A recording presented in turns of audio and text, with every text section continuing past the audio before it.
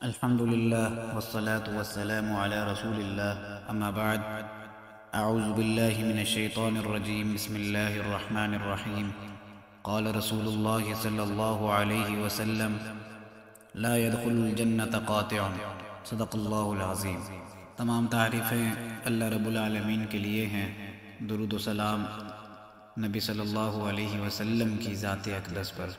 اس حدیث مبارکہ کے اندر اللہ کے نبی علیہ الصلاۃ والسلام نے فرمایا ہے قطع رحمی کرنے والا جنت میں نہیں جائے گا. قطع رحمی کرنے سے مراد یہ ہے کہ رشتے ناتے رشتہ داری کو توڑنے والا کاٹنے والا شخص جو ہوگا وہ جنت میں داخل نہیں ہو پائے گا.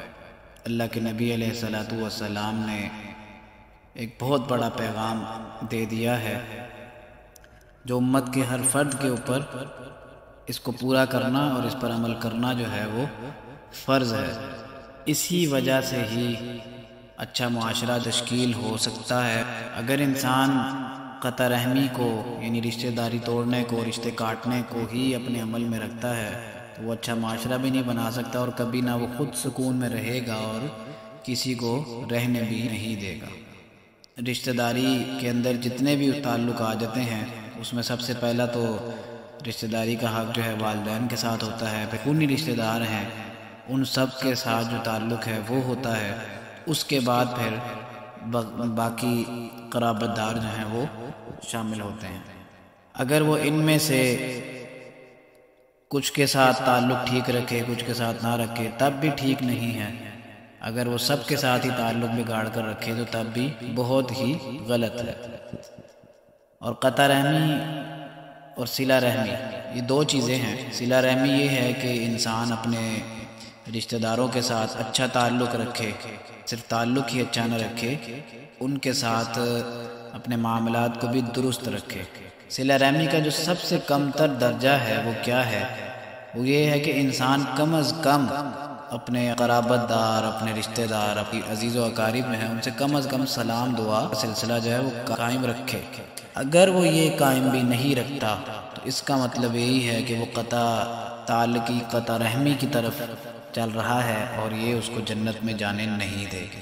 آج اگر ہم اپنے معاشرے کے اندر نظر دوڑائیں قطع رحمی کے بارے میں اگر ہم دیکھیں ہمارے معاشرے کے اندر ہر گھر میں ہر خاندان میں یہ بلا اور یہ برائی پائی جاتی ہے کہ چھوٹی چھوٹی باتوں پر ایک دوسرے سے رشتے توڑ دیتے ہیں. اس کی مثالیں ہمارے پاس بہت زیادہ مل جاتی ہیں. اگر اولادوں کی آپس میں لڑائی ہوگی یا کوئی ایسا معاملہ ہو گیا تو والدین جو ہے وہ اپنے بہن بھائیوں کے ساتھ یعنی اپنے خاندان والوں کے ساتھ تعلق خراب کر لیتے ہیں اولادوں کی وجہ سے جائیداد کے معاملے پر. اور اگر کوئی شخص کسی معاملے کے اندر اگر کسی وجہ سے اپنے قریبی رشتہ دار کو یاد نہ رکھ سکا تو اس بات پر ایک دوسرے سے ناراضگی کا اظہار کرنے لگ جاتے ہیں. یہ ساری چیزیں تو کفار کیا کرتے تھے لیکن مسلم معاشرے کے اندر بھی بہت زیادہ یہ زور پکڑ چکی ہیں. اس کی وجہ یہی ہے کہ مسلم معاشرہ اسلام اور قرآن اور نبی صلی اللہ علیہ وسلم کی تعلیمات سے دور ہو چکا ہے. ایک بہت مشہور روایت ملتی ہے حضرت ابو ہریرہ رضی اللہ تعالیٰ عنہ سے روایت ہے. وہ کہتے ہیں کہ ایک شخص اللہ کے نبی کے پاس آیا اور اس نے عرض کیا کہ میرے کچھ رشتہ دار ایسے ہیں کہ میں ان سے ملتا ہوں وہ مجھ سے دور بھاگتے ہیں یعنی مجھ سے تعلق توڑتے ہیں. میں ان سے احسان کرتا ہوں وہ مجھ سے بدسلوکی کرتے ہیں اور میں ان سے حلم اختیار کرتا ہوں وہ مجھ پر جہالت کرتے ہیں. تو نبی صلی اللہ علیہ وسلم نے فرمایا کہ اگر ایسا ہی ہے کہ جس طرح تم کہہ رہے ہو تو اس عمل پر اگر تم قائم رہو گے تو ان کے مقابلے میں جو تمہارے ساتھ زیادتی کر رہے ہیں اللہ کی طرف سے ایک مددگار تمہارے ساتھ رہے گا. اتنا بڑا اس کا دنیا کے اندر بدلہ ہے کہ انسان جب صلح رحمی کرتا ہے اس کو اختیار کرتا ہے اپنی زندگی میں عمل میں لاتا ہے تو اللہ تعالیٰ کی طرف سے بھی اس کی غیبی مدد ہو رہی ہوتی ہے.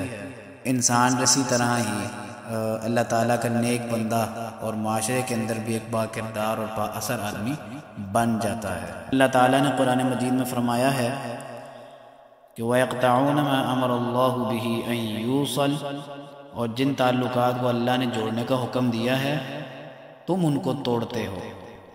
تو یہ ساری باتیں اگر ہم سمجھیں کہ قطع رحمی کرنا کتنا بڑا گناہ ہے اور اس کی سزا یہ سنا دی گئی ہے کہ انسان جنت میں داخل نہیں ہوگا.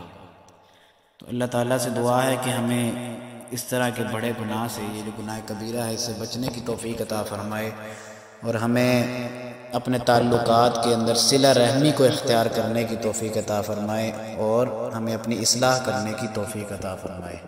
وما علینا الا البلاغ المبین۔